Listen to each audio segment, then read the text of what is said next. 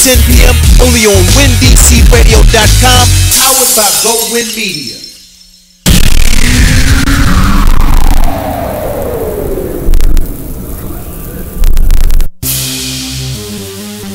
Yo, what's up, Caddy? Yeah, it's been a minute, right? Well, you know, I had to take my time on this one, but I promise you, it's worth it. Let's go. Everywhere I go, people need to know I always got this flow. I got everything I need, happy being me, living life so free. I'm sexy. Yo, Caddy, you happy? And hello when you drop this track.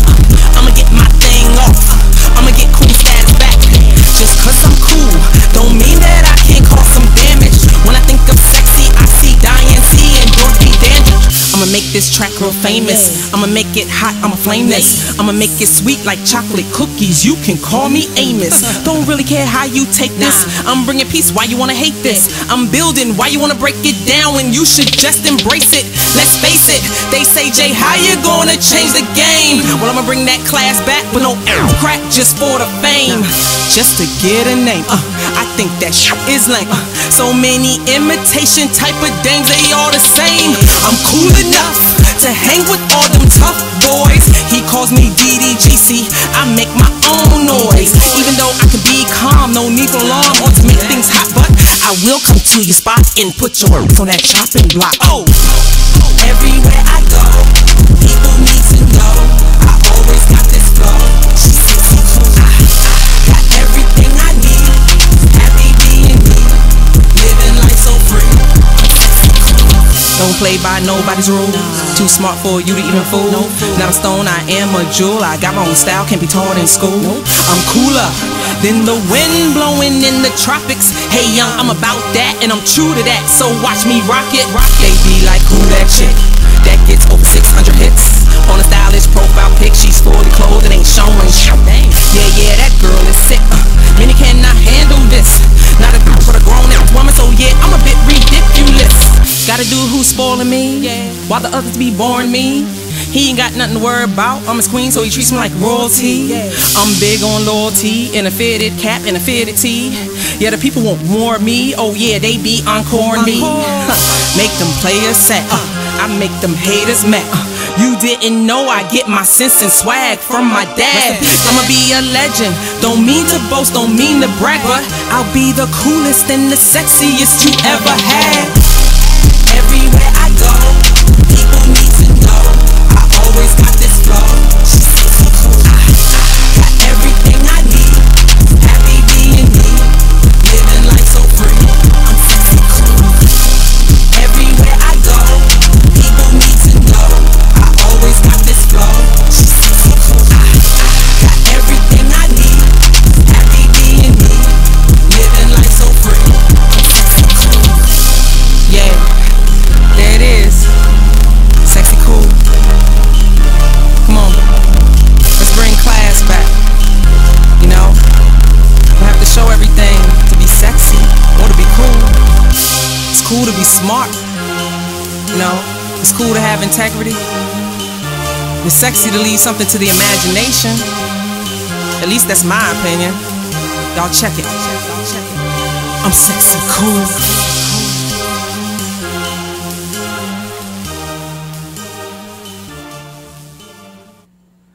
What's up, y'all? Good morning. Good morning. What's up? You're now tuned in to the Pandora Word Box Show 2.0. That's right. We taking it to a whole nother level. All right. So today we have coming in, I have my guest, Miss Naja Coase, coming in. She's going to sit in with me and we're going to talk about a book that she released called Runaway Girl. I think a lot of us as females have been through that, so or know someone who has been through that. Then I had my boy Bruce Branch coming in. He's running for councilman of Ward 7 out in Maryland, so that will be our guest today. Got them coming in, so make sure you stay tuned. I got a few things going on in the area that you'll be interested in, so I'm gonna let that out.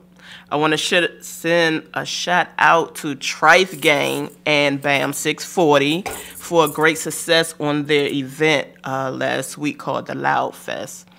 It was great. The artists were wonderful. Everything was good. We'll talk more about that today, too. Also, today's morning topic, communicating with the ex. Dealing with the ex. So we're going to talk about the limits. Where do you draw limits when dealing with the ex? And we're talking about ex with and without kids. So we all know it should be a limit somewhere when dealing with the exes. So, yeah, we're going to talk about that. Also, we're going to get more in depth with, because there's a lot of things going on, but it's like everybody forget we got missing people here in the DMV area. Well, all over, but you know, we're trying to focus on the DMV. It's only one person I see that's constantly, continuously to push it, but it's like the more things that's going on in the news, the more people like haven't even said anything or is mentioning about the search for these people. So yeah, we're going to talk about that. They're still searching for Marty McMillan. I know that for a fact. So we're going to get into that today. We're going to talk about an event I have coming up. And yeah, we're just going to have a nice, good day. Hey, we here. If you're coming in, you're coming in. If you ain't, come on. The door is open. Love you. And I'll be back. We're about to get into some music. This next song is called Beautiful Things by the one and only Gabby Moe.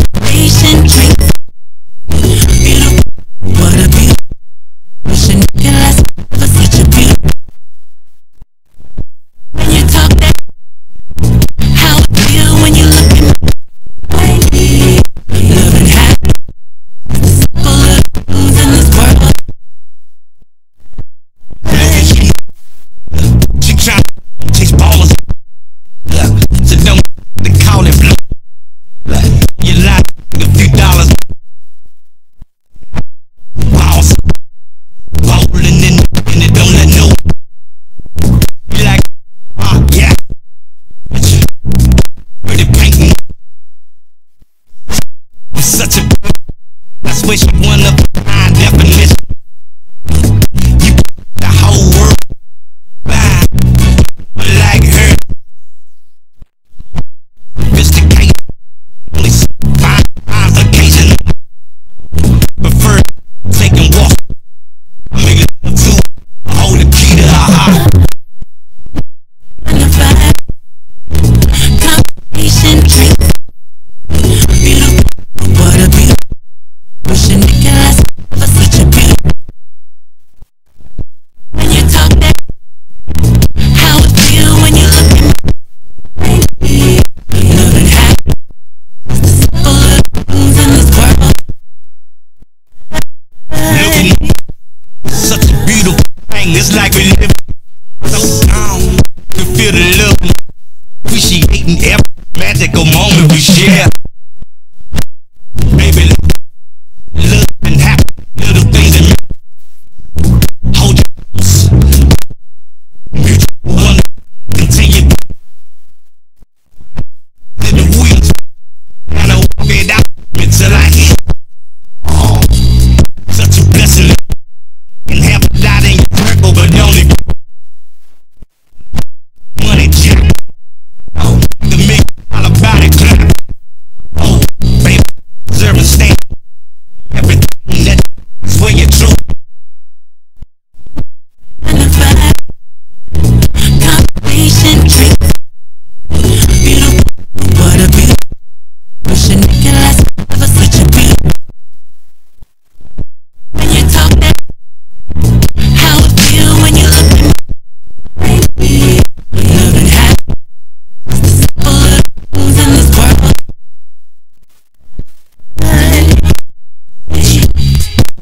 Don't you know you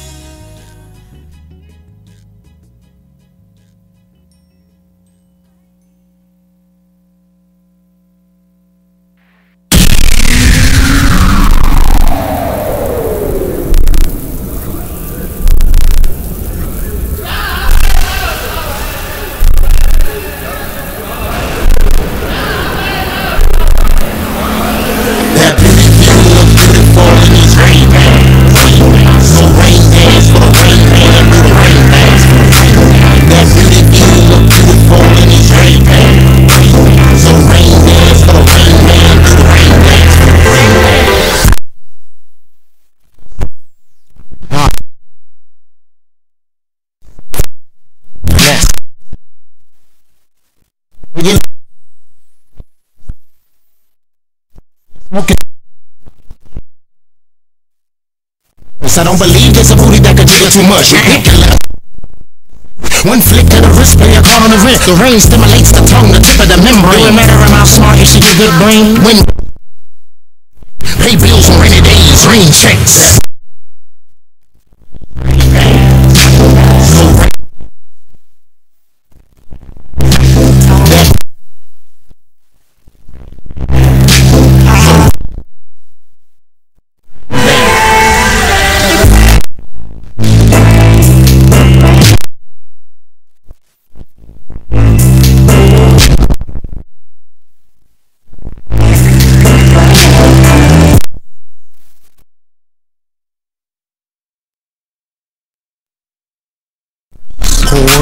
She did the rain dance, and made it rain some more. Make it wet like the shores out Mexico. Eat it cause it's good for me like vegetables. I think you lied when you say you're bisexual, cause you ain't wanna say bye after I slept with you. One, 3 sons every night, that's 2 plus 1. Women have a certain type of intuition. She was wishing we were in a different positions. You can kiss your lips, they taste like candy and freshly at the frying pan. Telling your friends you met the Rain Man.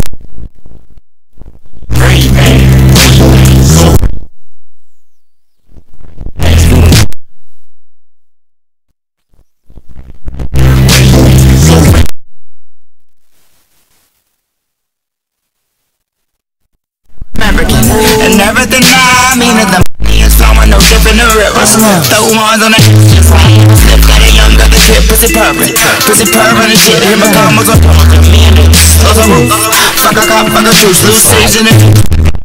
To the rim, bitches leaning on it. Frank dance at the end. You, tell me who is your friends. I want you all like a lie, like you know. Like that beautiful, beautiful in his rain man. So rain dance for the rain man. Do the rain dance for the rain man. That beautiful in his rain man. So rain dance for the rain man. Do the rain dance for the rain man.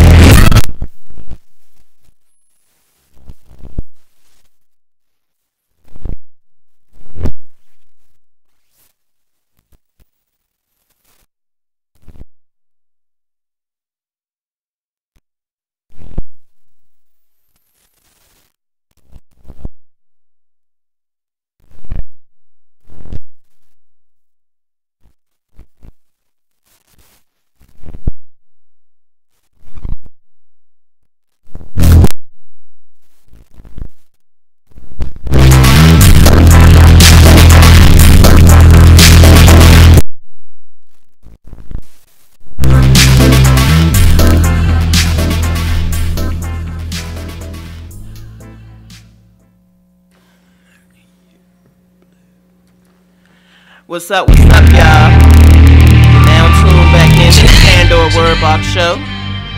Of course, I'm your host, Pandora Love. And today, we're in here. You know, Look at it. you know we had spiritual warfare. I look over there like, oh, Lord. Talk to God.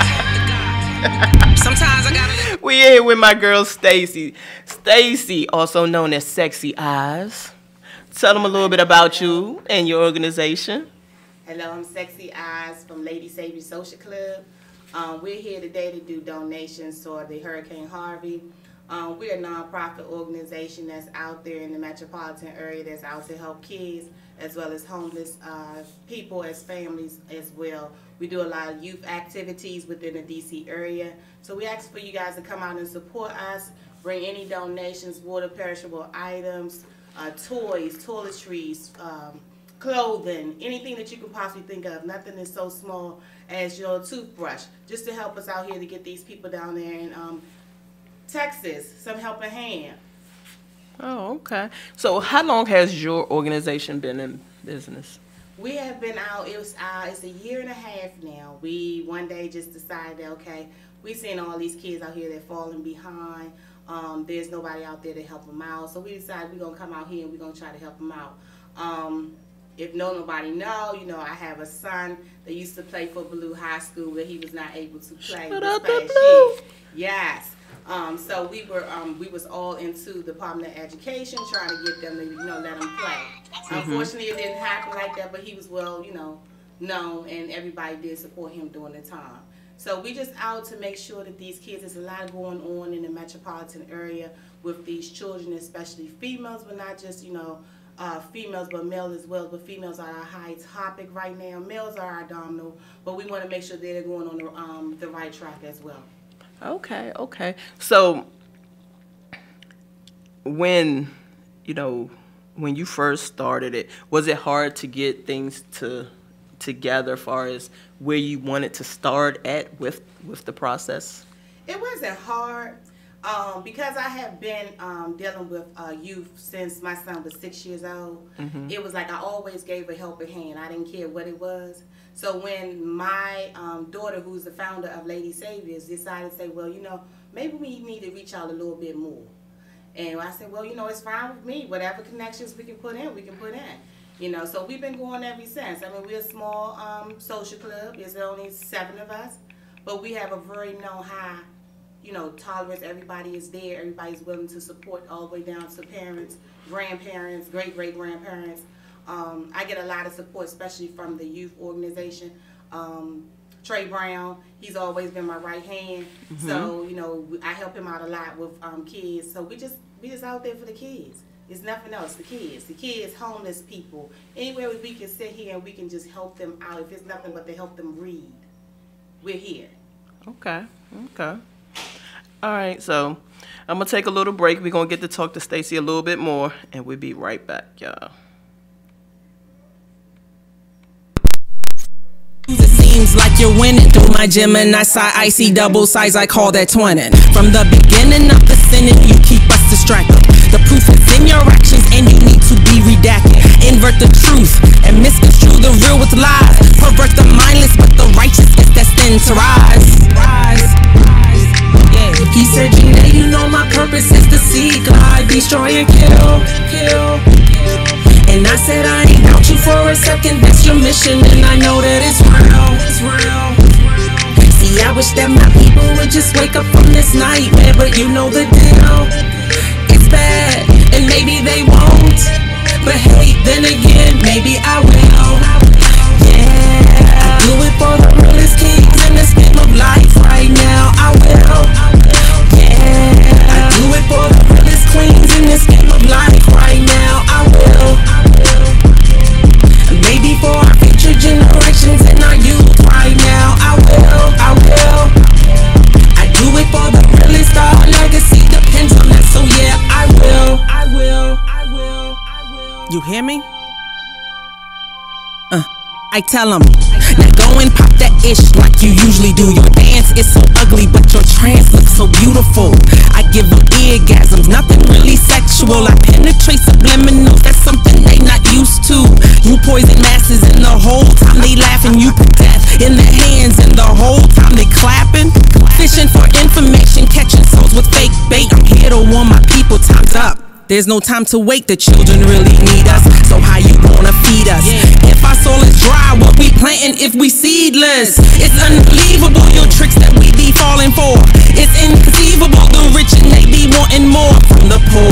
But if you come knocking on my door, I'll fight you till my last breath. Tooth and nail till my death, I'll fight you till I bleed. With hard work, faith and confidence, I'm only trying to be. You can keep the other consonants, keep them. He said, Gina, you know my purpose is to seek, lie, destroy and kill. And I said I ain't doubt you for a second, that's your mission, and I know that it's real. See, I wish that my people would just wake up from this nightmare, but you know the deal. It's bad, and maybe they won't, but hey, then again, maybe I will. Yeah, I do it for the realest kings in this game of life right now, I will. I do it for the realest queens in this game of life right now, I will. Maybe for our future generations and our youth right now, I will. I do it for the realest, our legacy depends on us, so yeah, I will. I hope he hears me.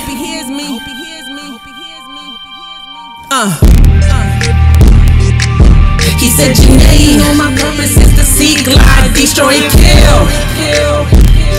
And I said, I ain't doubt for a second, that's your mission, and I know that it's real. See, I wish that my people would just wake up from this nightmare, but you know the deal. It's bad, and maybe they. What's up, y'all? You're back tuned into the Pandora Word Box Show. And of course, it's me, your host, Pandora Love. And we have Miss Stacy here from Ladies Savior Social Club. And we in here talking about what they do, what their organization do. So what have been some of the projects that y'all have done this year? We are currently in the process now. In 2-3 weeks, we are going to feed the homeless over at New York Avenue. We are planning on feeding them 200, if not more, along with our Big Brother Club's Big Shots Motorcycle Club. Okay. They're going to be involved in it as well. We have did a lot of supporting with children that are in the process of maybe being transferred or in some troubled home, that we're helping out with some type of at least mentoring. I have personally been involved with football in the rec division with Department of Parks and Recreation. I've been doing that for almost 15 years. So that's like an outreach for me as far as you're just giving some of these kids out here a place or a person that they can talk to. I always extend the motherhood out to boys. Right, it's just, right. You know, so I try to, you know, just keep them in mind, keep them up, you know, keep them having a positive attitude. You know, regardless of whether you win or lose, you out here, you still have your limbs, you're still doing what you're doing. You know, be respectful to people, stop being, you know, rude. And it's been working out. It's been really working out. Okay, that's good. That's good. Yeah, I mean, I think a lot of young men that don't, because a lot of them don't have their dads in their life, especially in Ward 8 and some of the other wards in D.C. But you know, if they just got that one person, even though they may have a mom at home, but if they got that one other person that they feel like they can open up to, they could possibly save them from a lot of things. And I have been in homes where, you know, they staying with their grandparents. Grandparents is not really, you know, physically able to really take care of them. They basically really taking care of themselves. Right. You know, so I have, you know, basically, and there's been plenty of nights that I have getting calls, you know, I ain't got in trouble, can you come and get me? Or you know, I can't get in the house, my aunt locked me out. And my home is always open, always open. I've always been like that since my kids were like 6 7 years old. Okay, I just couldn't see a child being out there in the street. Right. You know that my son is laying in a warm bed.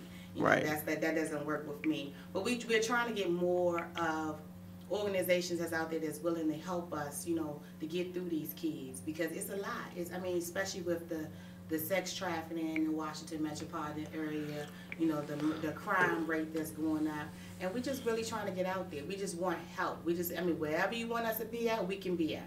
It's only 7 of us, but we stretch very far, very far. Right.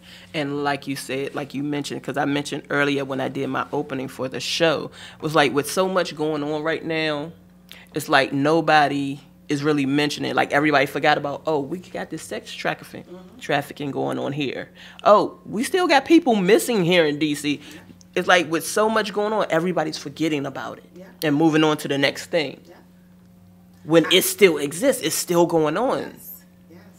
I have actually had an experience with a young lady of mine that I mentor.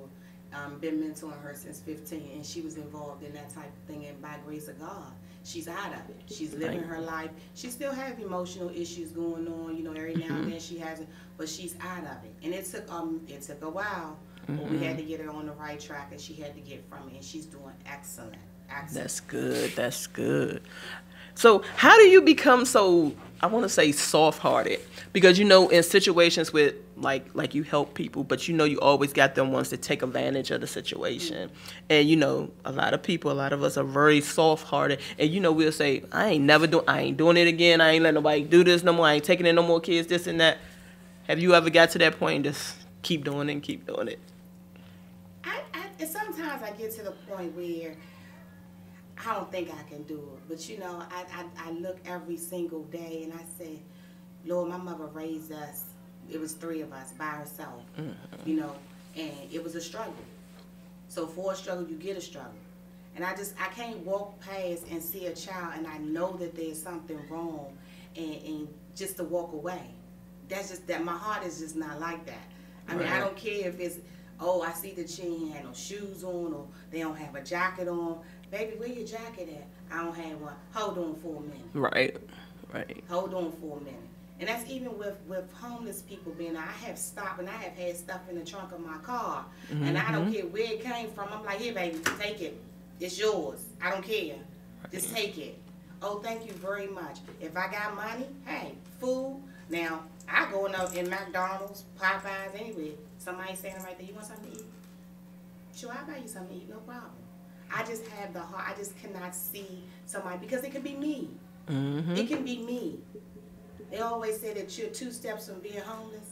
I know that's right. You only 1 step now with Trump in office. Right. What? Right. So you think about every step that you make, there's a homeless person out there. Right. And I'm just trying to get a helping hand. Our organization is really out there. We really want to help, you know, always. It's a pleasure. We're on Facebook. We're on Instagram. Just look up Lady Savior Social Club. We do a lot of supporting the other motorcycle social clubs, auto clubs, but we have our own thing. Our thing is focused on the mission of these children. That's our focus. We don't. I mean, it's okay to party. Don't get me wrong. But at the end of the day, the mission has to be completed. Save the children. Save the children. Do not let these kids fall behind, because it is war out here. It really is. And actually, it'll probably pass on, like, y'all doing it now, and these same kids that y'all saving probably be like, well, we need to go ahead and start a group, because they brung us in from this. And they might say the next kid, you never know. Yeah. My goal and my plan is to work on opening up 2 safe houses, one in D.C. and one in the state of Maryland. Okay. Just for those kids that's out there that either their parents are incarcerated, their grandparents, or just to get them off the street. Because a lot of them are on the street because they have no place to go. The governments are failed. They have no place to put these people. Child Protective Services saying you can't touch them. So, therefore, you know, they're on the street.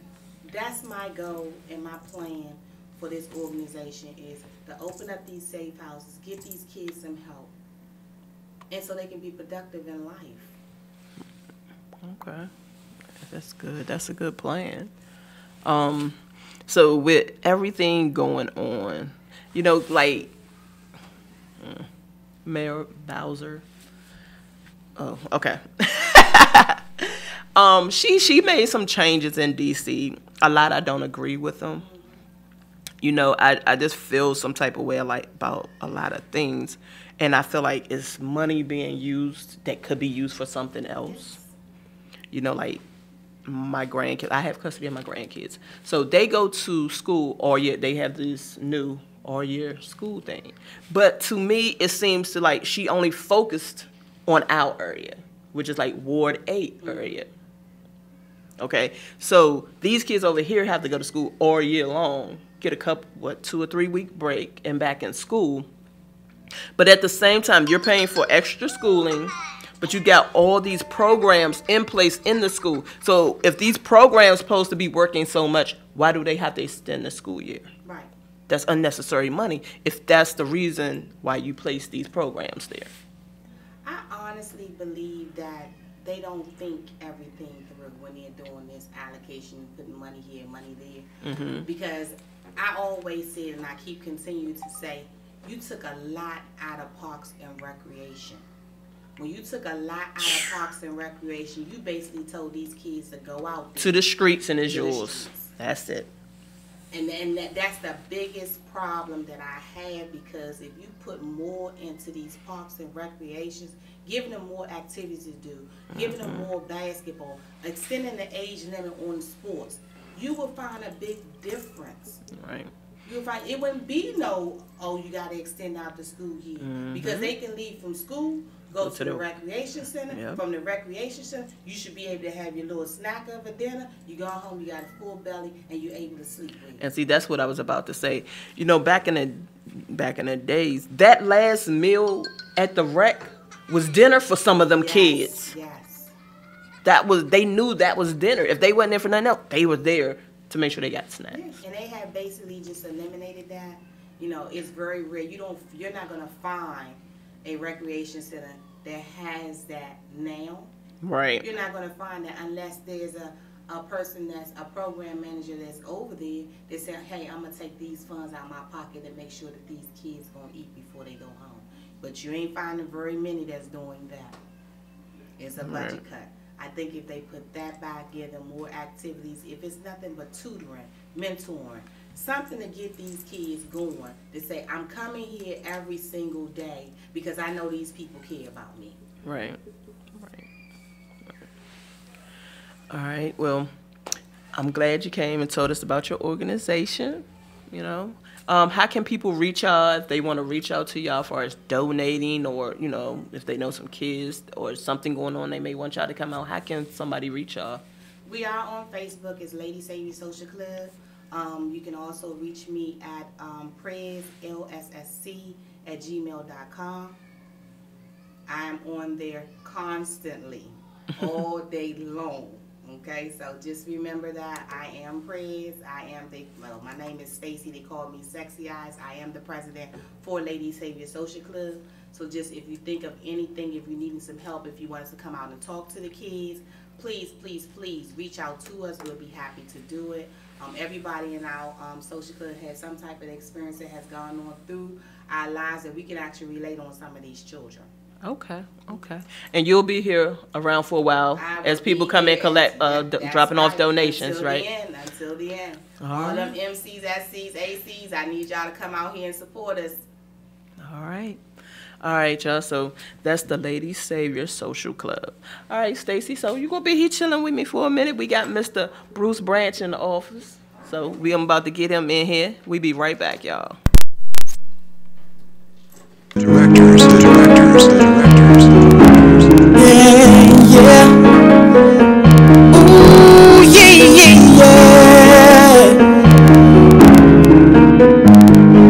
Tonight I'ma tell the truth.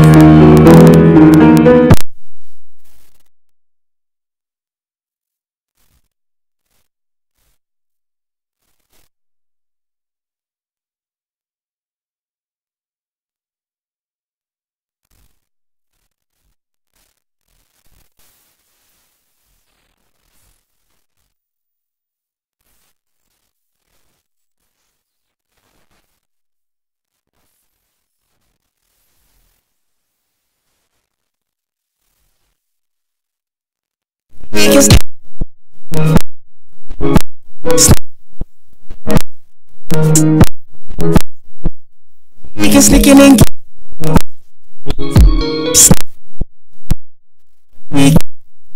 geeking.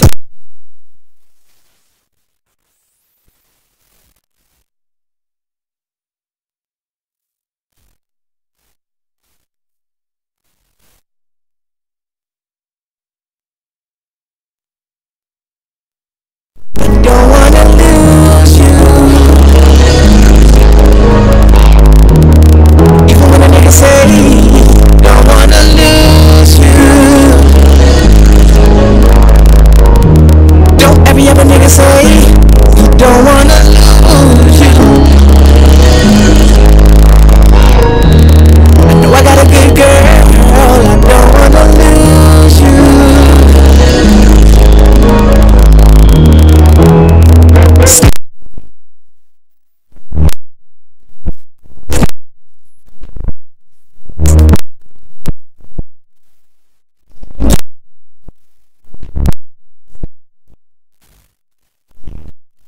Minky.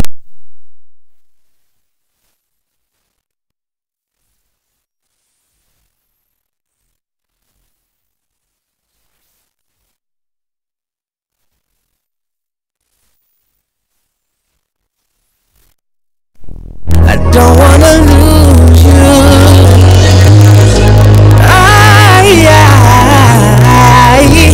I don't wanna lose you. I know I got a good girl. I don't wanna lose you. No, I don't wanna lose you.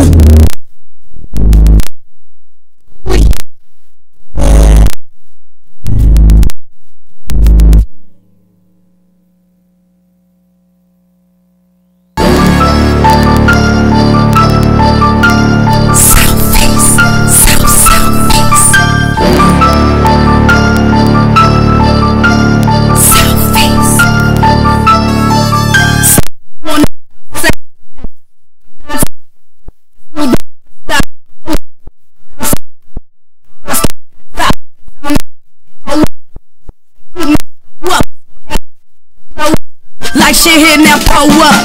VIP 10 toes or what? Put a foot to a trick if she over. Never let a nigga get me unfocused. Southeast throwing bogus. Skate my jealous on the sofa. Wood grain and we coast to coastin'. DC junkin', the doors open.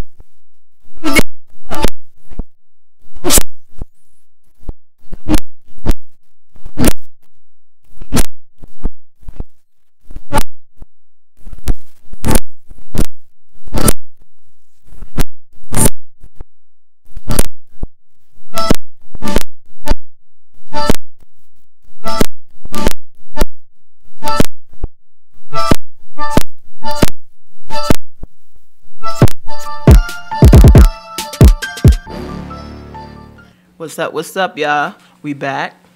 And now we're in here speaking with Mr. Bruce Branch, who's running for Ward 7 Council. District 7. It's District. Prince George's County. See, that's what he sent me. He said Ward 7. Yeah, Prince George's County. I'm no stranger here. Many people will remember me from the last election. Actually, KK, Chuck Brown's daughter, did a song about us that shut them down when they were shutting down all of the nightclubs here. Right, I remember that. I was the guy that stood up for the nightclubs, along with Ron Moten, Super Dan, Uncle Butchie, several of the other members of the club. But we have evolved since then. The issues in this community, even as where we broadcast, are more profound now. Many people don't know that Iverson Mall is being torn down, and it's going to be replaced with new development. I just saw in the Washington Post this morning that the immigration center is coming over to the Branch Avenue Metro. Now, as it was then, our focus is on jobs for young people. I was just so happy to hear from the sister that was on before me. I think we got to get the millennials back involved in the electoral process. This right now is a very critical time, I believe, in the history of not only of America, but of our community. I don't know if many of you saw earlier this week, I helped organize a protest down at B.K. Miller's because, and I talked to young people and I said, do you know who Mr. Taney was, Robert Taney was, Justice Taney? And they say no. But this is the man who started the Civil War, who said that blacks were only 1/3 human. And there was a statue of him in front of the State House. The Republican governor, after the things that happened in Charlottesville, took the statue down. Michael Miller, Thomas V. Mike Miller, who's the Senate president, who has won with black votes, who's the leader of the Democratic Party in the state of Maryland, who makes his money off black people, B.K. Millers. Y'all know that, B.K. Millers. All right, Miller Farms. Yes. Okay. He wanted the statue to stay up. My question is, how can you say you represent me when you're with the Confederacy? Right. And so we have to become more politically sophisticated. We have to get involved with the electoral process. And so we're making the rounds. I think we're in good shape for this election, but it's more than an election. It's not a seat for me, it's a seat for the people. Up the street in Lynn Hill, people were evicted. Right, that was those people are over week. in the hotels on Super 8 hotels on Allentown Road. Which is no better than where they were living. But but the county is only going to pay for 7 days. So where do they go after that. Right. My focus has always been on what I call the least of these. And in this county, which is supposed to be the most affluent, the most educated county in the entire United States, we just let people run roughshod over us and our rights. Okay. So, True. so I'm happy to have opportunity. And what we have to do is we have to increase the knowledge base of our young people and of our voting public, of black people. You vote for people that we don't even know and don't even come Right. from our community and don't even care. Now, Obama is gone. Yeah. And y'all have a new president. But all politics are local. And it's what happens on the local issues, your taxes, what happens on the local issues, getting people jobs at MGM, what happens on the local issue, making sure that we have police in our community that live in our community. That's why it's so important that we get to the grassroots, and that's why I'm here this morning. Okay.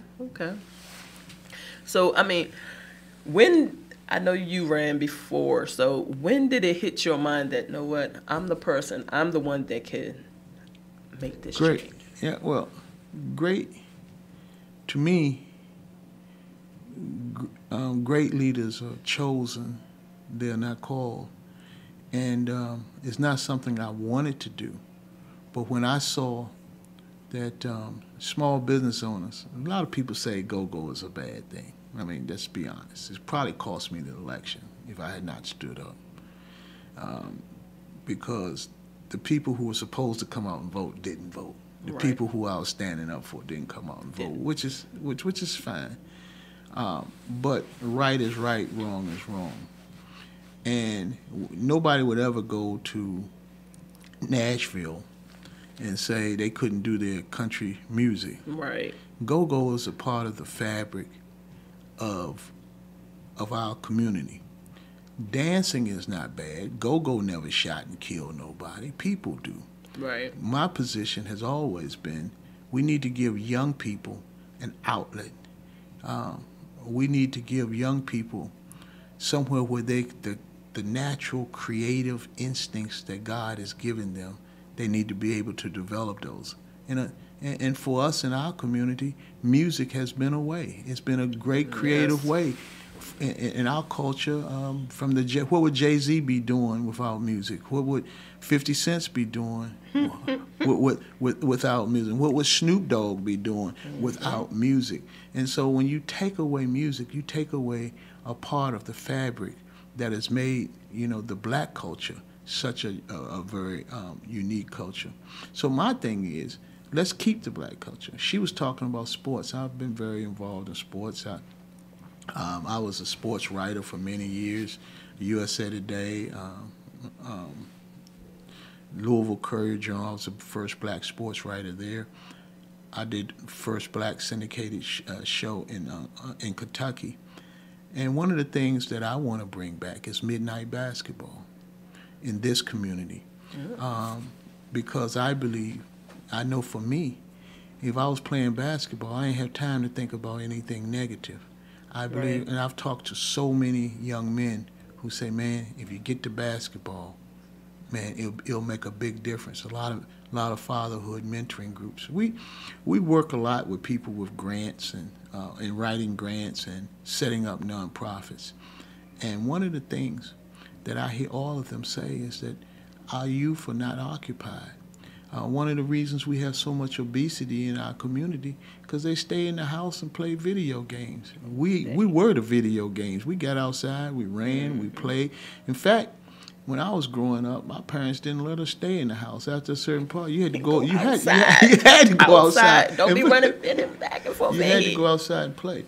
So what I want to do is to call on all those people who say they care about our community to join our campaign, Friends of Bruce Branch. The election is not to June 2018, but we're starting early. We finished a good second last time. We should win this time. But I want to hear from the young people. We'll be putting a town hall together soon on not only violence, but just the needs of young people. And so, because I want to hear from you, 202-641-3695. 202-641-3695. We need, we're going to need volunteers. We got a lot last time, I must admit. But we need more volunteers. We need more people who are concerned about making a difference in the community. We need more people who are concerned about changing the lives of some of the people. I heard her talk about sex trafficking, which is not as a big a deal in Maryland, but it is, because Prince George's County sweeps a lot of things under the rug.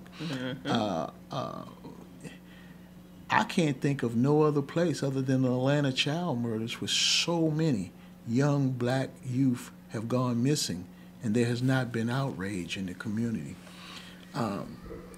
So what we have to do is we have to draw on our own resources. We can't wait for the government. We can't wait for Rashawn Baker and Muriel Bowser and Larry Hogan to pull us out of our misery. We have to do it for ourselves.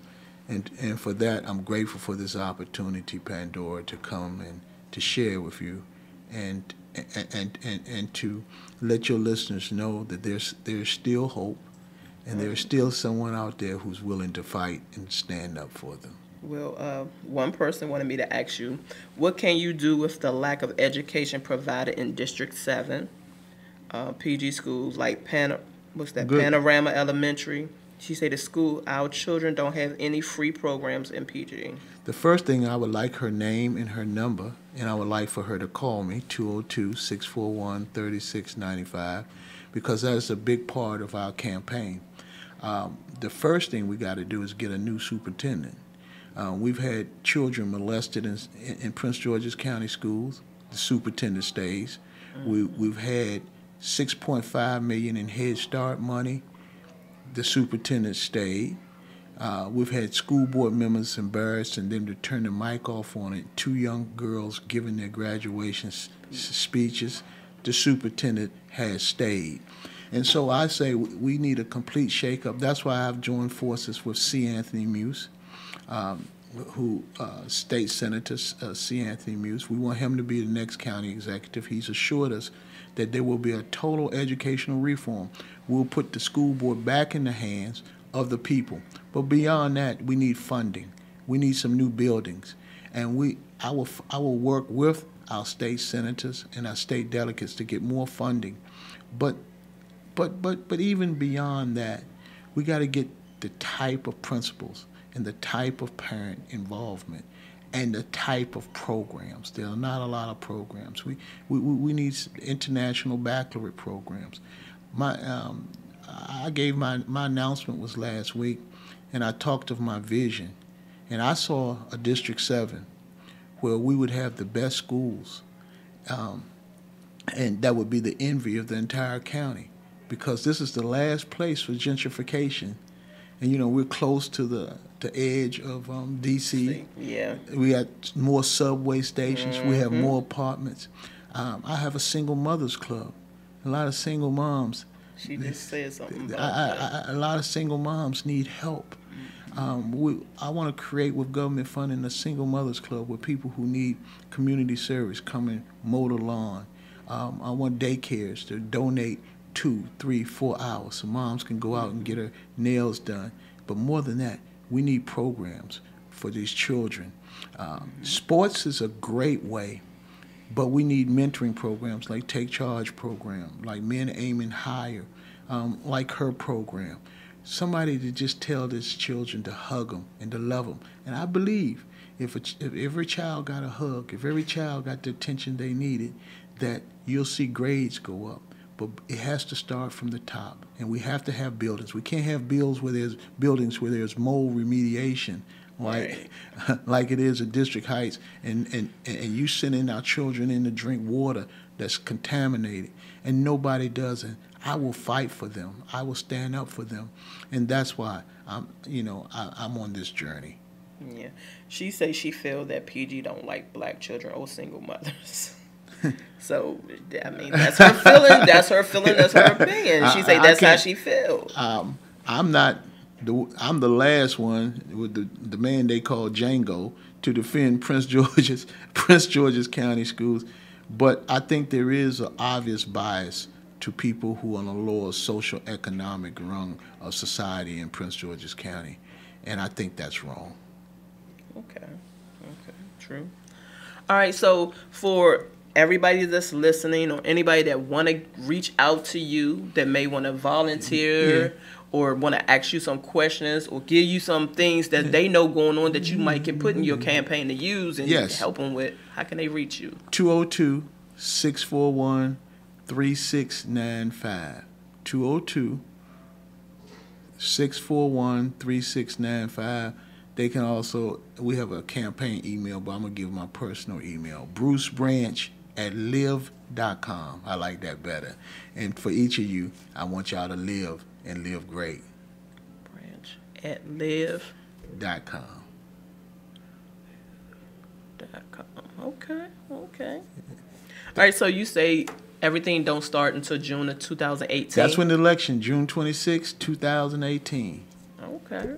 We want you to register if you're not registered, and we want you to vote if you never voted.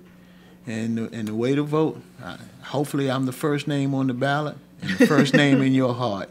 All right. Well, I want to thank you for coming in, Mr. Branch. All right. Hopefully, you could get the help that you need. Get some volunteers. Get the people side of what they need you to help them with. Yes, get your blessed. campaign. And once going. again, it's not about me. It's about each and every one of you. God bless you. Thank you.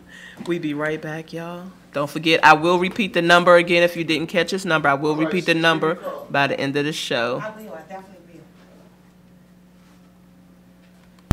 will. Copy. Hey. I just gotta speak on this shit, man, cause I'm seeing some shit that's just like foul play, you feel me? 10-4. So I gotta just let y'all know, man, this shit ain't even cool though. Hey. You copied my life. You copied my life. You copied my life. You copied my life, but you niggas ain't doing it right. You niggas ain't doing it right. Hey. Best way I can you say copy it, me. All you bitch niggas ain't copy doing me. it right. Hey. But you copied my life. Right now, I want the money in my pocket. You see me banging in the whip, I see you watching. Like the police shit, this nigga said he jocking. 5150, yeah, you know we got them talking. Hating ass niggas, but you fuckers keep blocking. Doing me and you niggas steady watching. Only time I got is the one on my watch. And you say you motherfuckers got a problem, I'm just robbing you started. You a lame ass nigga, waiting on a J to spark. The streets is talking, saying shorty go hard. You beefing up is like a shot in the dark. Jealousy will kill a nigga heart. I'm drilling your ass cause you took it too far. You see who we are? Ain't no Toys R Us, but them hammers we bustin'. We pullin' the bikes and we poppin' no wheelies. I'm skating up 40, my ass on your hillies. Damage your shit. Double so C, we a different kind of breed. They call me a beast, now it's time for me to feast. Eating all you little royal wannabes. Say you got the juice, well I wanna see. I'm high as shit, all that shit that high C. Sippin' on me, what the fuck do you mean? Let me take a breath while I approach the scene. Ay. Bring it back up. And I done been through shit only soldiers can see. Be careful when you copy me. Hold up. Just live on my pain. You fake it, you know it. They just want me to expose it. Show 'em. This shit is so real, I'ma fucking explode. No feast youngin'. No feast, y'all. And talking, I ain't lacking on nothing. Since a little youngin', shorty spin a hustle. Learn how to mix the soda, make a butter. Stay away from the niggas that talk too much. Swear to God that'll get you in trouble. Learn the difference in the purpose of your hustle. Can't repeat this shit. What the fuck is you saying, man? I mean this shit. You copy my life. You copy my life. You copy my life. Holla up, dawg. You ain't doing it right. Cause you copy my life. All you little boy, you wanna be. I see you niggas copying me. You copy my life. You copy Okay, my they let me out the gate and I'm calling out shots. We them niggas you talking about. The best advice that I can give you niggas is please keep my name out your mouth. I live out DC and I'm from there. And I grew up in the South. Not your average nigga. I know that you see it. The customers told me I gotta believe it. And and I'm doing it the way that I see it. You trailing behind, I'm out of your league. I'm on the island somewhere in the breeze, smoking deep with the baddest bitch, sipping on pink. Chillin' the pussy over the sink. The fuck do you mean? Shell shot killing shit. Can't stop me. I'm sipping on me. Why the fuck is you hating on me? Cause I'm everything, yeah, I'm everything, yeah, I'm everything that you wanna be. It just face it, you can't do me like me. This shit is effortless, it's not duplicated. My shit is authentic, yeah, motherfuckers telling me.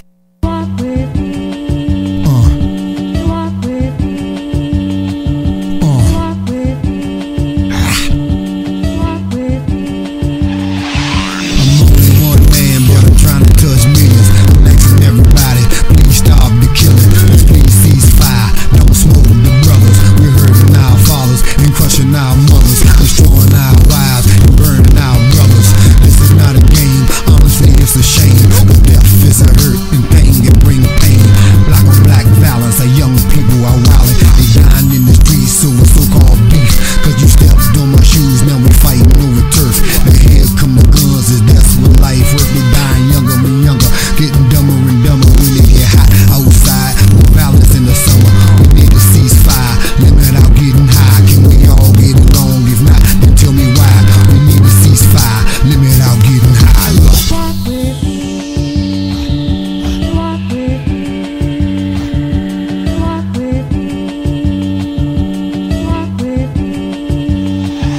We dying over money, girls, clothes, and drugs. Uncontrollable thug, somewhere we went wrong. We need to make it right, it won't happen overnight. Every morning in the paper, somebody being slain. Every night on the TV, they blame it on the game. Everybody got somebody in the family getting killed. And due to the violence, sometimes it give me chill. This generation we breed is killing for a thrill. Is it the smoke? Is it the drink or the pills? If you live to 25, that's a big deal. But back to the basics, let's fix our faces. Remember one thing, this world is still racist. Please, please, please, let's put down all the pistols. I wanna speak on it if it wasn't an issue. Look at the crowded jail, look at the cemeteries. We getting wiped out and it's way too scary.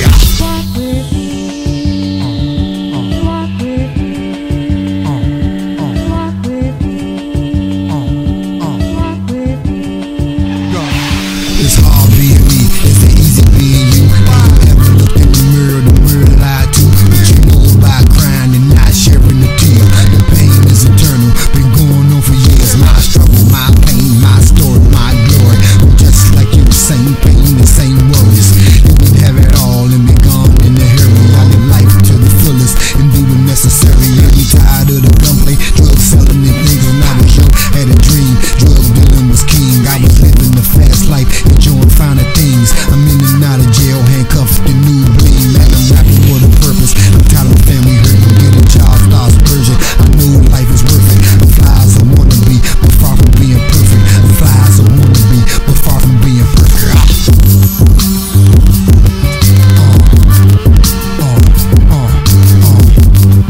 Want y'all to walk with me, ladies and gentlemen. T-Miles, A.K. Pluck Johnson, ladies.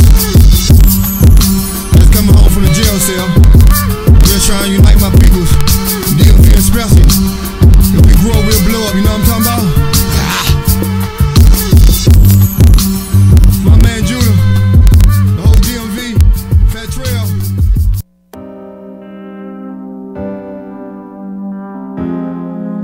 Play. Lumi has been cooking now. Play. Huh? She wanna be lit, that's forever. Huh?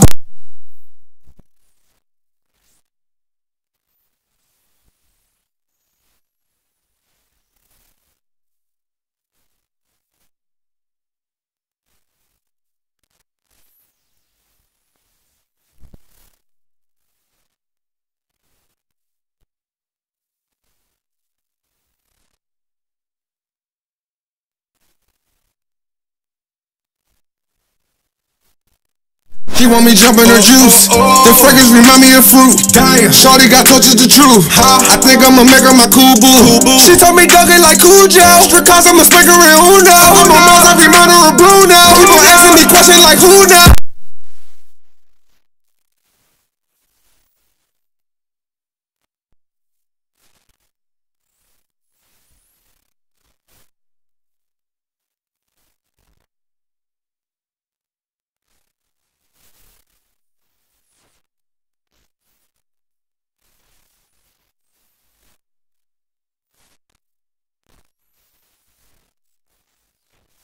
grooving. For me, BMG know they shoot. On a billion, that's forever. When she spread, they be feeling so bad. To those diamonds be chasing the cheddar. Got the heck of over the tracks. Wanna take you down. Can you go another round? Oh, oh, oh.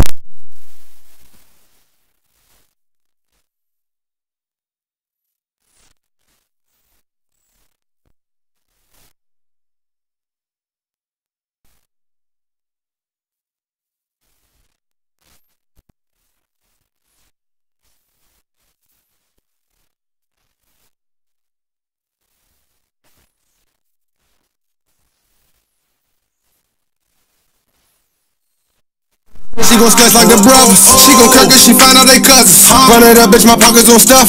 Run it up, some free bands out of bucket. Fuck a bitch, I been chasing 100. They want dope, I been serving an onion. I might just fly over London to show them that shit ain't about nothing.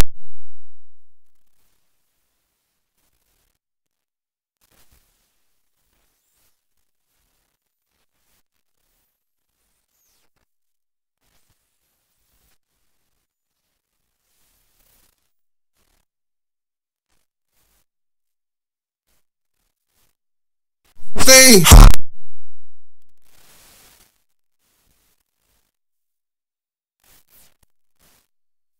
You hold your breath, I bet it's gonna feel the best when you start coming.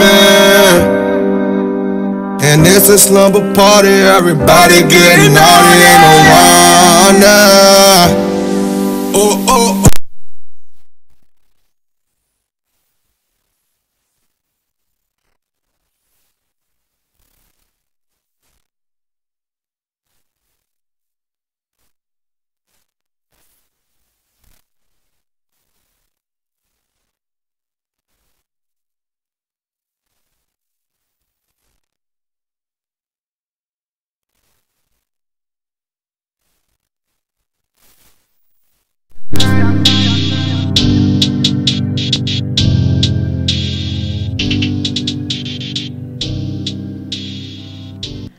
What's up? What's up? Y'all now tuned back into the Pandora Word Box Show 2.0 new level. All right, so of course I'm your host, Pandora Love. The rest of my crew will be in next week, but we'll talk about that before we end the show. But right now I have Miss Naja Coles in here. Hi, Naja. Me and her been talking on the phone like forever, y'all. So. Yeah. All right, so she has a new book release called The Runaway Girl. Y'all see the butt? So, and tell the people a little bit about your book. Okay, so the book is based on a true story. It's basically about a young teenage girl who was put in a home where she was neglected, verbally abused, and her way out was to run away. So in the book, it tells what she experienced, first of all, how she ran away, like the plan she had, the people she met, the situations she encountered, whether they were good or bad. Of course, It's going to be both.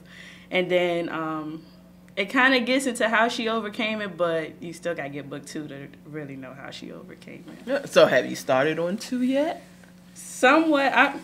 With book 2, I want to find the right title for the book because I want to go off of, that's how I did this one. So The Runaway Girl, I had to find the perfect title once I, got into the first chapter. That's when I found my perfect title. Okay. So then, now I'm looking for the right title and the way to get the reader's attention again. So why you can't just put part 2? Or you think it's going to be more than that? No, it can't be the same thing. It has to be something different. I don't want it to be the same. Okay. So it has to be something different.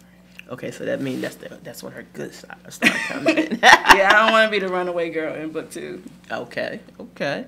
All right, so what gave you the idea to write the book itself? So I was inspired. I kind of inspired myself because I never had someone to actually tell. I never had no one to really talk to. So I used to write everything on paper. And my grandma always used to say, don't write stuff on paper you don't want nobody to see. But I used to write everything on paper, every single thing. Everything I went through, everything that happened that day. I used to have a journal, a diary, whatever. I used to write everything down. And then one day I was writing stuff down. It kind of just started flowing into an actual story. So I kind of continue to write it as a story instead of journal entries or diary entries. Oh, okay. And to just say, I'm going to just write this book.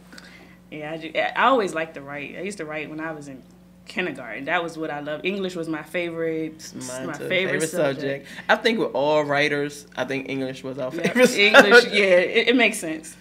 But English was I used to write when I was in kindergarten, so it was something that was always there. I just never thought that I would. So you was one of them kids like me. We always got in trouble for writing on the wall. No doodling, like writing in class. Yeah. Yep, that was me. So, and how long did it take you to write your book? 2 years. To complete this? Okay, so let's say 2.5 years, because it just got published in July. So 2.5 years. It started with, like I said, journal entries and things like that, not being able to express myself to, a physical person, everything on paper, and it just went from there. It didn't really have to take 2.5 years. It was just prolonged, but it did take 2.5 years. Okay. So are you one that believe in writer's block? Have you ever had writer's block? I have. So most of my book was written in a composition book, and the last couple of chapters it wasn't written down. So it was like I didn't know how to word it at that point. I didn't know where to go after certain scenes in the book. So it was I had writer block a couple times. Like a lot of times actually. Oh, okay. So how did you get over your writer's block?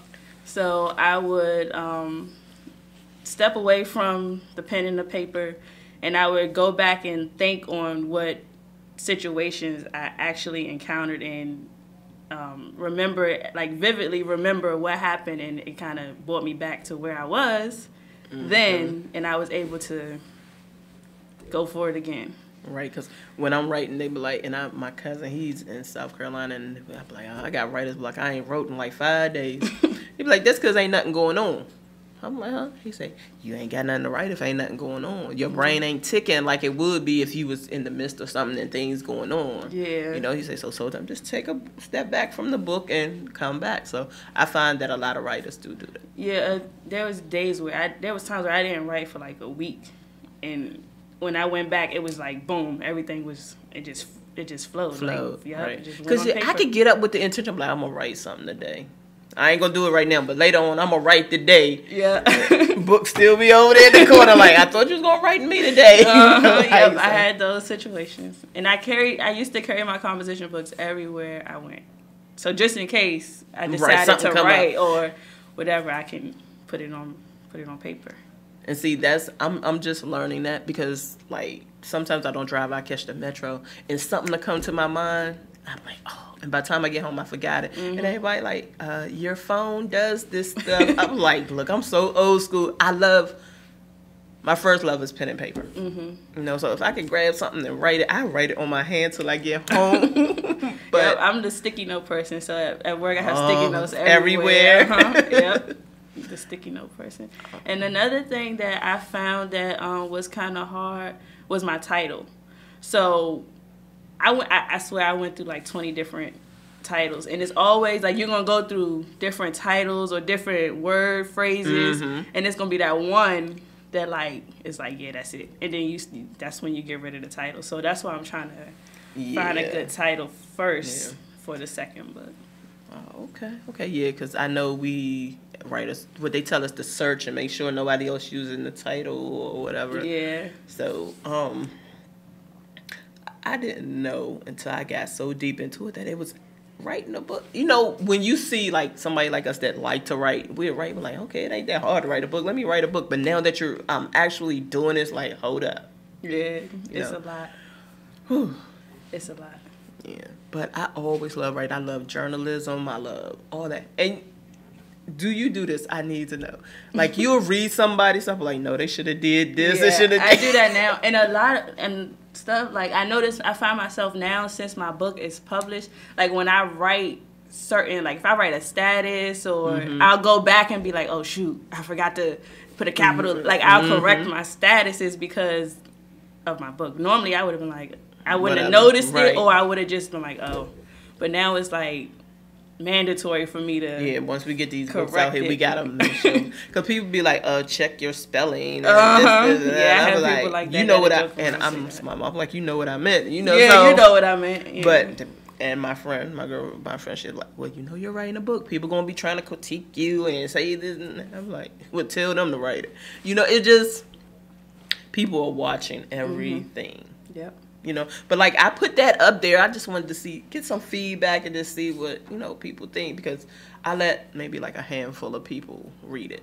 That's how I started. And they like, hurry up, finish it, asking me questions. I'm like, no, I ain't telling you because I don't know. But no, so what encourages you? What just, you know, whenever you feel like, you know what, well, encouraged you because you're completed. But what them times where you was like, man, Okay, one, the fact that I know what I went through as like by myself as a young Black female on a run, no destination, just gone, barely no money, just threw myself out there. But what motivated and motivates me now is the fact that I can use that, because every day you see there's somebody's missing, or they don't, like, there's females, even males, that don't have guidance. So it's like they don't have nobody to talk to, and they're in situations where they are just done, basically. So my main thing is I just want to help people. I want people to avoid being the runaway girl or the runaway boy.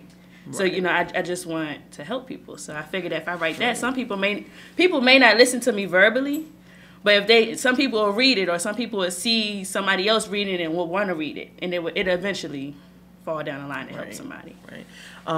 Yeah, because, you know, with a lot of kids that are missing, that they say are missing in DC, you know, I work close with Henderson Long.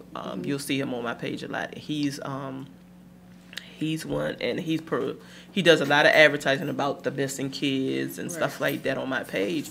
And, like, you know, he had to explain to me, you know, as far as the government rules of missing and this and that, because I'm like, they're not missing if they ran away. Yeah. They just ran away. It's a difference between missing and like, where you at, I ain't, you know, boom. But it's a difference between running away and missing. It is. And, you know, like I say, when I was 14, about, I'm going to say 12 on up, I ran away. I can't have my way. I'm gone. I'm gone. What it is. Things going on in the house, gone. And it becomes a habit. Yep. You know, when you can't have your way, like, oh, your girlfriend's going and your mother say you can't go, gone. Yep. But like you and I both know, it's things that happen during that period while you out there call yourself being grown. Yep. Lying about your age and all this stuff, and being places you have no business being. Yep. You know, so we can feel each other there, because that, I can tell you some of my experiences gonna be in my book, and you gonna be like, yeah, she's a runaway girl. Yeah. But I think I'm sort of thankful for the experience, because I think it made me the woman that I am now. Yep. And the same with you. Yep. You know, so, and I try to tell him, listen, these girls, they just need somebody to talk to them and tell them that it's a whole nother way to go. Yep. It's stuff other than running. It's ways to handle. I know now. It's ways to handle it other than running away. Running away. Yeah. You know, even if you get a counselor, or you find someone that's a little older than you, or somebody that you can talk to, even if it's another family member. But see, the whole thing is now, even, you know, I have 2 girls. I have 2 granddaughters, but the granddaughters are babies. But with all the things that's going on, it's hard to even let your kid be mentored by somebody, because look at the sexual allegations with all these people. They're working in the schools. They're working at the programs, you know. So I just think people that genuinely want to be out there like us need to be the ones that step out there, you know, and get to these kids. Yeah, so that's my next thing. I'm looking, like, I posted on my Facebook and social media about places where, like, I think you told me Sasha Bruce. And somebody told me Covenant. The Covenant House. So places like that where I can go, even if it's just to volunteer and interact with the people or the families that are there, maybe do free giveaways or, you know, anything to get my foot in the door where I can talk to these people or help these people, these young girls get, you know, on the right track, basically, to prevent them from running away or to stop them from continuously running away. Because after a while, it just becomes a habit.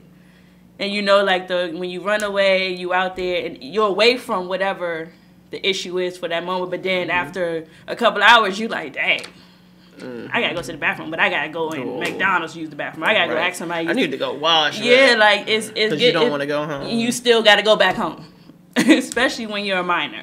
You still gotta go back home. Right. So, I mean, it's just. So, how old were you when your journey started? I think I was 15, going on 16. So I was still supposed to be going to school. I was supposed to be living a child's life. Right. So I was definitely was not living a child's life.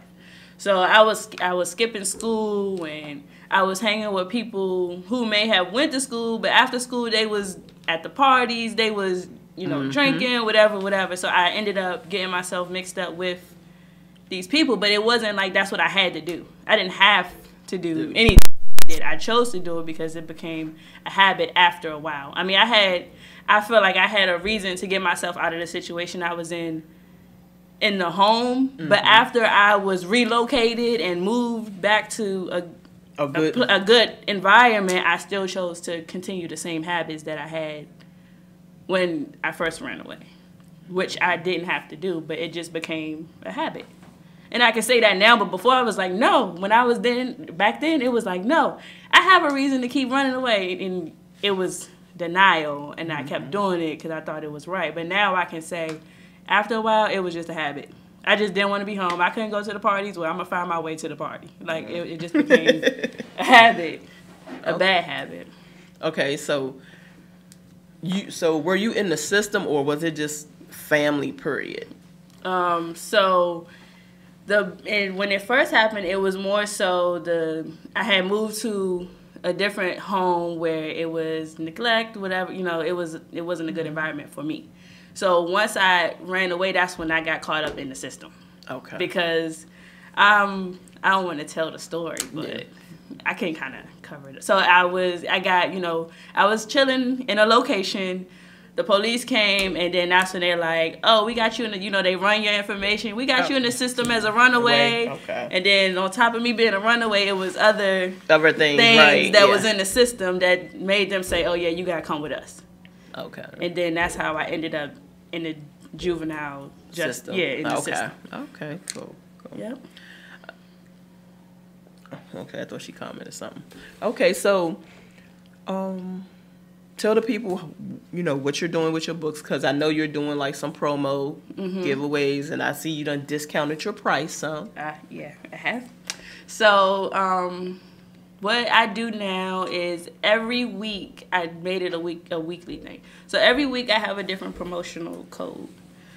So this week it was the 10%, which means you get 10% off of the total book price, which is normally $18.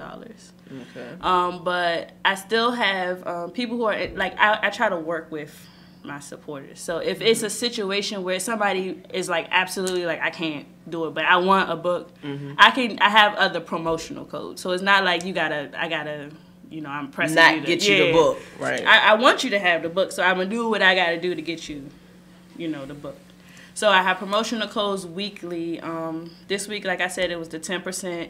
Get 10% off the total price of the book. The book, all prices include shipping. So whether it's discounted or not, it's straight that flat rate. That's good. So I don't charge shipping.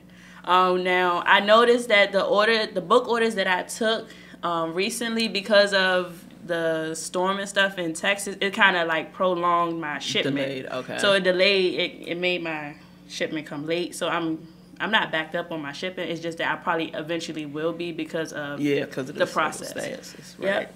So if you ordered a book and you haven't gotten it yet, it's not because I forgot. It's just because the situation. Yeah, it's the situation down in Texas and the mailing and everything. Yeah. Okay. So yep, I'm doing the promotional thing. I'm working on my launch party, where there'll be giveaways and there'll be a book signing, music, drinks, things like that. So that will be sooner than later. Okay, so do you think you want to stay with the career as an author? I do, actually. So you think after 2 you got something else in the corner you going to I write about? think 2 is going to be I think 2 will finish me up with the Runaway Girls, the series. So I think after that I will continue to write, but it could be like a quote book, or it'll still be a book, but it's not going to be it's not going to be like a whole story, which I think I could do, but I would need time for that. Y'all got it. y'all can't rush that one. So I got. So do you do like spoken word poetry or anything else? I actually don't. But back in the day, I used to write poetry, but I haven't written a poem in a minute. I haven't.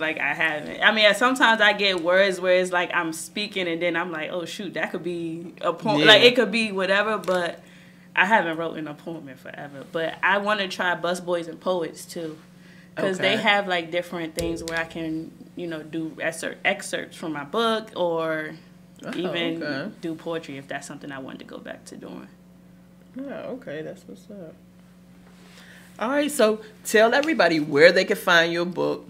Give them their little promo code, and where they can order and where they can find you if they want to just follow you and keep up with what you're doing.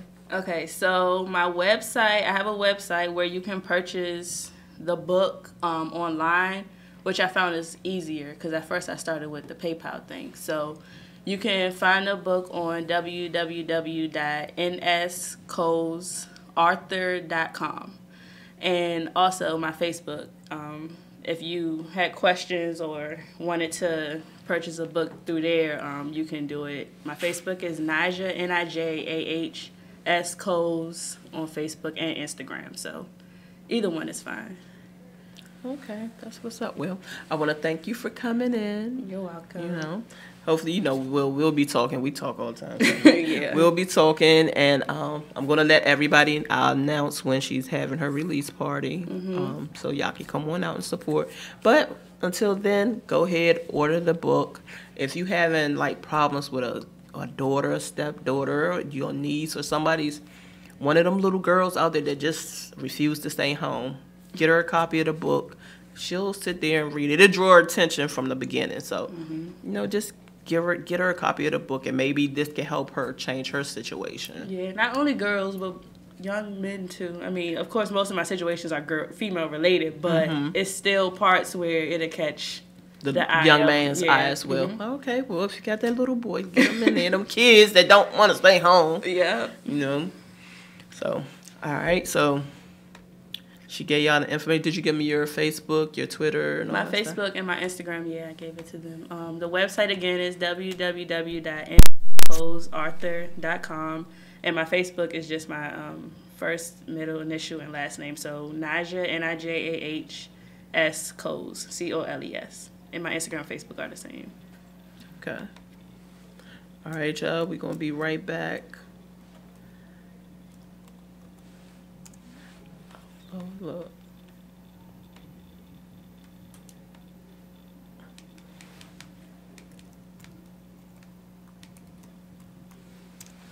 All right, so we're going to take a break. I'm going to give y'all some music, and we be right back with more of the Pandora Word Box Show 2.0.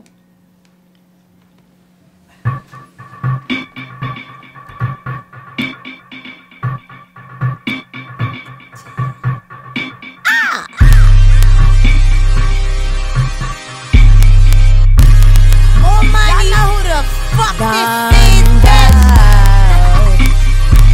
more motherfucking rock. Let's get it. Let's get it.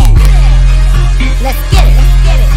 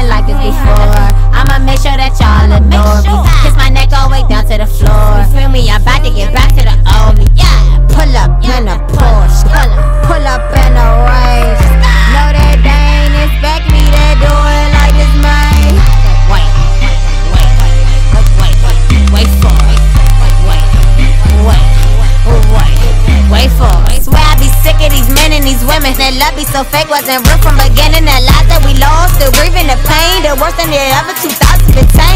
Never ever fold under pressure. Won't fuck with you no more, I learned my lesson. Trying to get my way back from all of that stress and got my head to God that can help with these blessings. Blessings on blessings, applying that pressure. No nigga can't touch me right now while I'm going up, cause I'm getting my check up, try to catch up. Support one enough for you niggas. You took it then left, I step up on you niggas. And I'm going higher, man, I'm on fire. Put this on my mama, I make y'all retire. Hop up like a motherfucking force, rage over Air Force. I don't show these booty bitches no remorse. Or your blocks in the bed, and I bet you niggas jock when they sit indoors. You ain't heard nothing like this before. I'ma make sure that y'all adore me. Kiss my neck all the way down to the floor. Feel me? I'm about to get back to the old me. Pull up in a Porsche, pull up in a wave. Know that they ain't expect me to do it like this, man. Wait for it. Wait for it.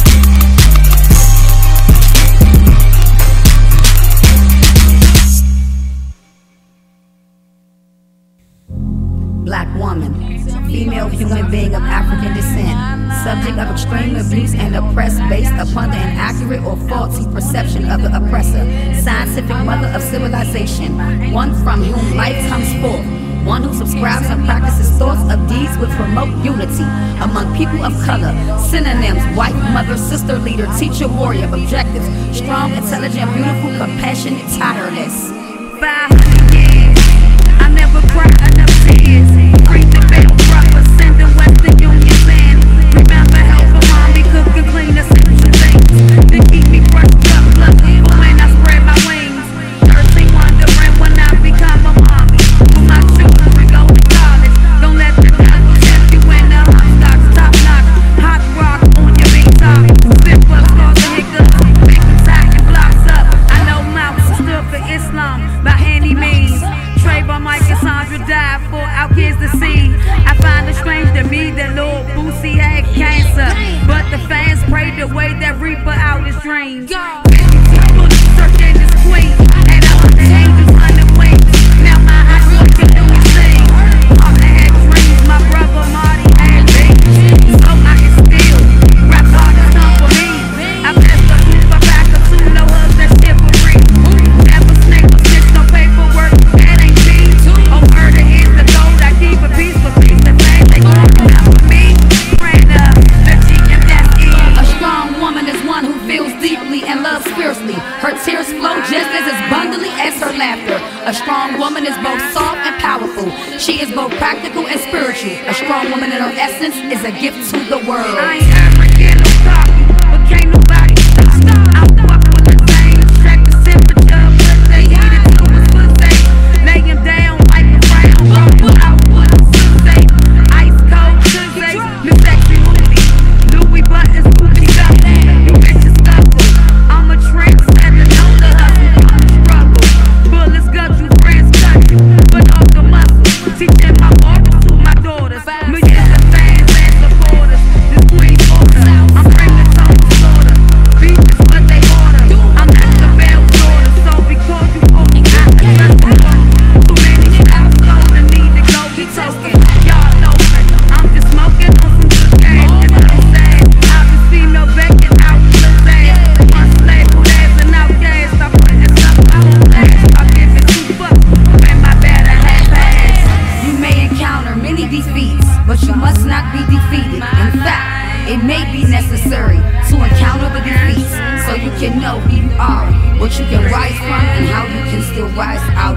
Now let's get back to the business. These Christians is my witness.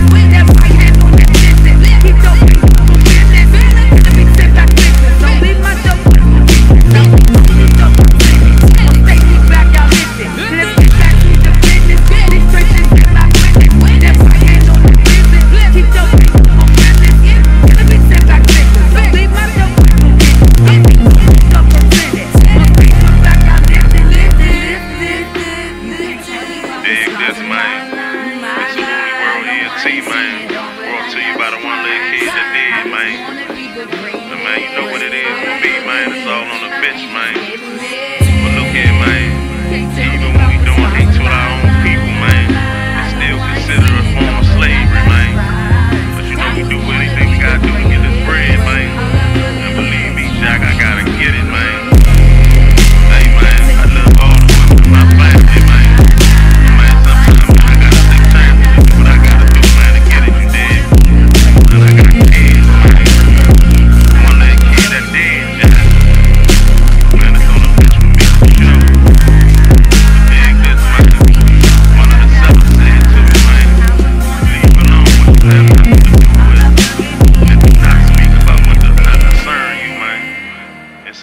Tongue like you secure your money. Hey, for real, you know.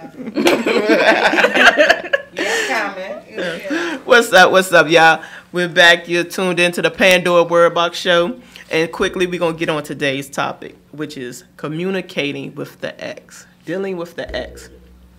So, like I was saying, where do you draw the limit with dealing with the ex? Without kids. We're going to start without kids first. Because with kids got a reason they have to deal. But y'all have no kids, period.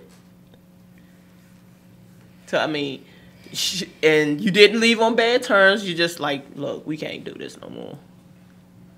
You know, and everybody say, we still friends, this, and that. But where do you draw the line on that? Do you go out and party with your ex? No. She like, no. You better not. But I mean, everybody's on good terms. You friends, you chilling. Okay, just say so. If you have an ex, and you and his sister become cool, and she's getting married, she's like, oh Naja, I want you here. I want you at my wedding. But you know, the brother and then whatever he gonna be with is there. Are you not gonna go because of that? Okay, so I mean, I would go in support of the sister, but okay, of course it's gonna be a hey, how you doing thing, but and it's not gonna be constantly coming over there trying to conversate with you, and you know how they do with that. Oh, you remember this or you remember that, or you just gotta draw the line. Yeah, there's a limit to every ex situation. You gotta draw a line somewhere. You gotta even say, hey, we can be cool, but it's nothing more than, oh hey, how you doing? How's the family?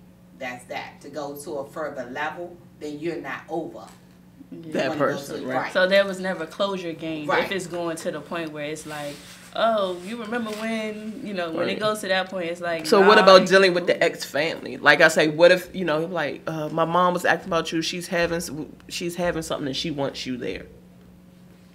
I don't have a problem with it. I don't. I feel as though that it's. So if your husband or your boyfriend or whatever say, well look, my ex, his mother having her mother having something and she want me to come past. Once again, there's a limit. If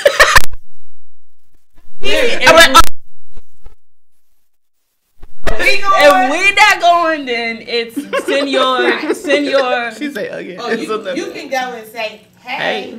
But you're gonna be coming here in 3 minutes. We ain't gonna say. I'm gonna be sitting in the car. I'm gonna sit there. Okay, and you taking longer than 3 minutes. We're gonna have a conversation. Oh Lord. Yeah, that one. But there's a limit. It's okay to communicate. I have.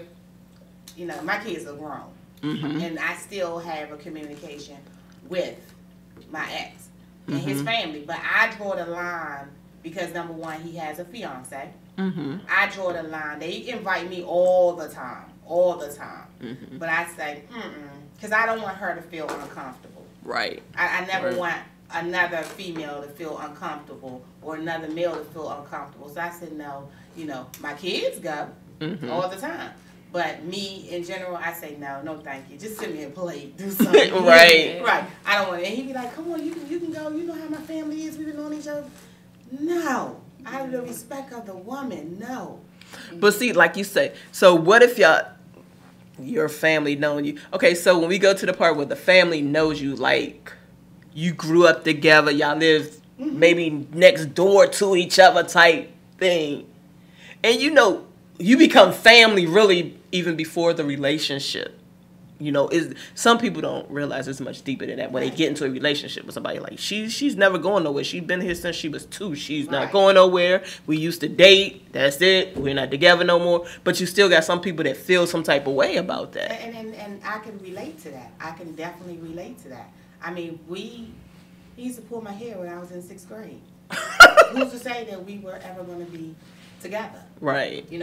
Family, everything. Everybody knows everything. But because we just chose to depart, his family just like all the time, mother, everything. You come to the family reunion? Yeah, I know I'm not coming to that family reunion. I don't care about Jane. Yes, you do. That's his fiance. You got the kids somewhere. But you've been in the family for years. So, but you got people out here that be like, I'm still coming. And so you do it as a respect thing, but with the family, like I don't care. Yeah, their loyalty is probably more with her because she know her all their life. This is just some girl that he picked up after, so they probably their loyalty is probably with her. And it just looks so awkward. Like, why am I sitting there? I'm that, I'm the ex, she the fiance, and everybody all on it. She looking on. I wouldn't want to. This is an uncomfortable situation. I think it would be uncomfortable for everybody though, cause she looking at you like, why she here? Right. And then when he come around, she looking at him like, why she here? And he can't even turn his head that way. What you looking over there for? Isn't that right? Like. Or you was talking to her too long. You supposed to be over here. Like I thought you was just gonna speak. It'll always be that uncomfortable. It doesn't fit right. All right. So what about when there's kids involved? You're always gonna have that. You're always gonna have that. But you got to make a limit here. You can't because kids are grown or 5 or 6 or 7 years old. There got to be a limit, and I have to say that because you can have children. And most people say, oh, well, I'm calling him because my child need X, Y, and Z, or he need to do X, Y, and Z. No, your child can talk. Right. When they get to an age where the child can say, hey, Dad, I need shoes, or Dad, I need this, That's when at that point it's time to cut the ties to say, okay, I don't need for to call you to call me because my child, he's 7. Okay, he know how to say, Dad, can you come and get me? Or Dad, I need shoes. Or Dad, can I get this new hat? Or something like that. He knows how to talk. It's not like that he's 1 or 2 years old. So, that's where you have to draw the line. And then granted, they got to come up, but you don't have to hold the communication. You don't have to keep conversating with them and, oh, how you doing? How's the family? When you going to do? Unless it's like stuff that the adults need to converse about, medical issues, whatever, like things like that. Other than that, if my child can call you and say, when you, what time you coming? Or I don't need to call and be like, when you come to get your son? Like, I don't need to have that interference. But 80% of the time, it's not always about the child. Right, right. It's not always about the child. It's always because I feel like conversation. Right. That's how I feel like the mother knows the father pattern. You done been with this man. You know if he coming to get their baby or not. So. I don't know. It was just a topic that was actually on the radio the other night, and I was like, huh? I'm like, no. Yeah, you gotta limit that thing. Yeah, because these people, their child was like 26, and the mother calling like, well, she needs this, and then she's in college. She could call and open her own mouth. Right. And I can see if there was a disability issue where she couldn't talk, or then there's something there that you're gonna have to relate. But to know that she's in college. She's doing very well. Okay, she can speak. She's doing it. So what about the step parents? Because a lot of step parents, they don't understand. Okay, they don't understand the package deal. They feel that they have no play in the situation when they do. So if I'm sending my child to your house and every time she comes, you act like you have an attitude, of course you're gonna feel like you feel some type of way about her. And then she's not gonna want to be around. Right. And then that means our relationship is So done then, because my child is uncomfortable. Right. So instead of blaming it on the child, they're saying, "Oh, you still want to be with the mother, this, and that." No, and this is one thing I don't like about men. They don't stand up for it. They don't stand up for it. Look, if you can't accept the fact that I got to go over here and deal with my baby mother because my child is under the age of 18 and we got business to handle, no, you don't need to be with me. It's no need for you to be in a relationship if you can't handle that. Right. That's just it. You can't just go and say, "Oh, well, it's okay for me to go over there." You know, no, it ain't okay for you to go over there. Yes, it is. If you want to be in this relationship together, then you're gonna need to understand I have a dealings with my baby's mother.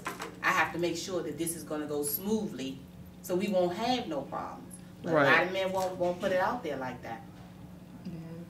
They just like, okay, you gonna be a fight here, fight there, y'all arguing, whatever the case may be. He's sitting back like, okay, right, and did it, and now what? Can you go lock the door for me? Okay, yeah. So I don't know. It's just a lot of people that, I mean, in situations they don't understand the situation that they're in. And like you say, like with your program and what you're trying to do and what I'm trying to do, I know we're going to be working with young girls that have babies by guys that probably got other girlfriends. But where do you realize it ain't about you no more? It's about what you need for this baby. You know, so I just think it need to be. Do you remember the Better Baby program? Yeah. Yes, I think we need stuff in place like that back out. You know, I was actually a participant in that program, right on Bennett Road, right there in the Pinnacles. Yes, and that I can say that program saved my life. Probably saved my child. You know, 16, first child. They made sure you eat healthy. Yeah. They made sure you got your doctor's appointments. They made sure you had what you need. And when you went there, you felt like you was at home because it was like a little apartment, and they had everything in there. Did you that's where you you stay there, or you just come there? No, you just go there. If you ain't feel like going to school, you could go there. Your doctor's appointments, they give you stipends to go to your. You know, if you keep your doctor's appointments, they gave you incentives and stuff like that. They make sure you ate healthy. You know, they communicate with you, your doctor, whatever situation's going on at home. You know, so they don't have it anymore. No, I miss it. And that was one thing when I got into this. That was one thing because I really wanted to promote what they were doing, and I feel like this whole program is gone. And even the program, I don't know the name of it, where if you have a child at the hospital, you can leave the baby. You know, when the crack epidemic came up, I can't even find nobody to come in and talk about that. So it's like a lot of programs that were good and in place have just shingled off. They always blame it on the funding, but you look at it. If it's coming from the heart, you're gonna try to make it some way somehow. You know, everything doesn't always need a funding. With my organization, we don't get no funding. It's only 7 women. We come straight out of pocket. Straight out of pocket. So it's nothing. You know, to give back, it's a blessing. Right. You know, so, you know, you see kids all the time. You see babies all the time being left, being mistreated. You know, so you just gotta, you know, I turn the head and say, you know something, that can be my grandbaby. That can be my niece's child. That can just be somebody's child that just need help. You know what? Because what I do, I think about what about when I'm gone? Yeah. Is my kids gonna be here? My grandkids gonna be here? You know, I would want somebody to lend a helping hand to mine. You know, people go every day. They don't think about what about when I'm not here. You know, so that's how I look at it when I see somebody. Like, Mom, that's your last dollar. I'm like, yeah, all right, get water. Like, the police, they're stopping the kids from selling the waters. Yeah. And I'm like, they could be doing something else. They're charging a daughter $1 for water. Right, and you look at it, they can be robbing the lady that just came from the bank. They ain't watched her. Right. Right. So you look at you got a case of water, they made $24, they probably got 6 cases of water. They happy, that's that food, the re-up for the next day. What? You know? You know, so I just think they should if they're doing something and they doing it honestly, leave them alone. Sometimes I just give them the money. I'm like, I don't need nothing to drink. You drink it. Right. You know, you drink it.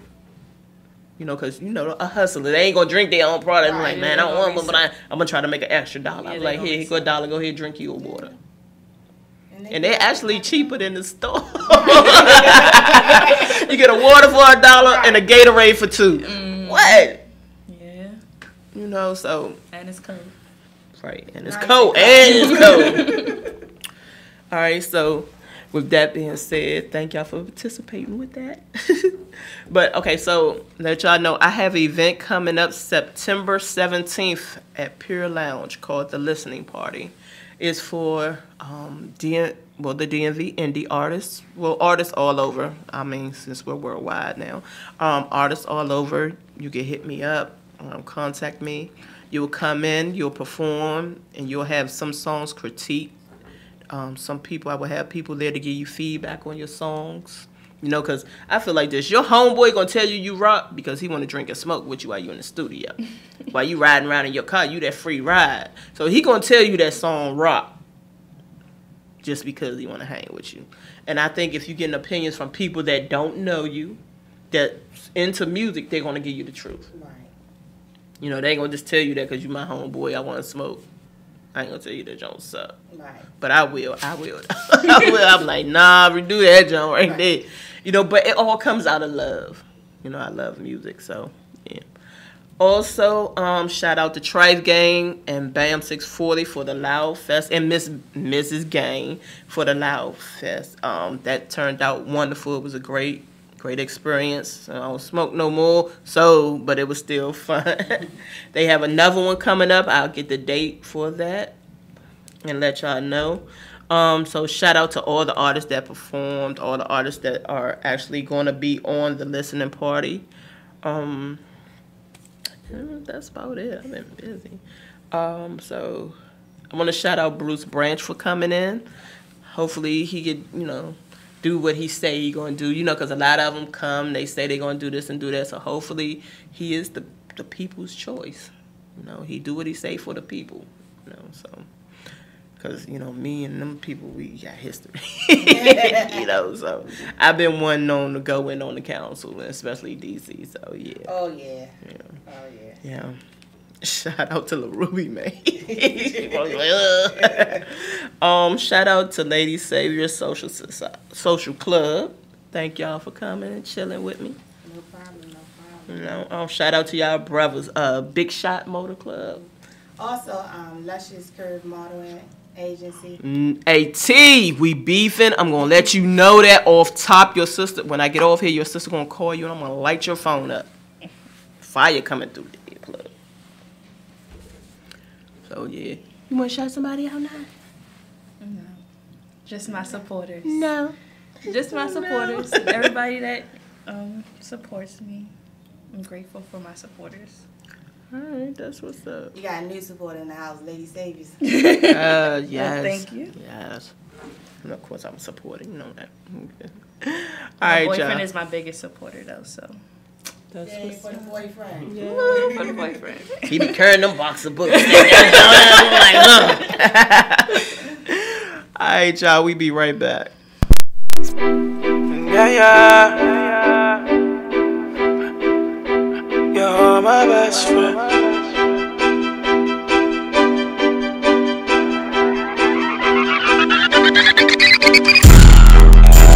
Yeah, you're my best friend.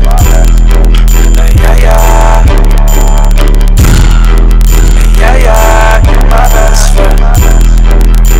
Yeah, my best friend. You see over there, man, that's my best friend.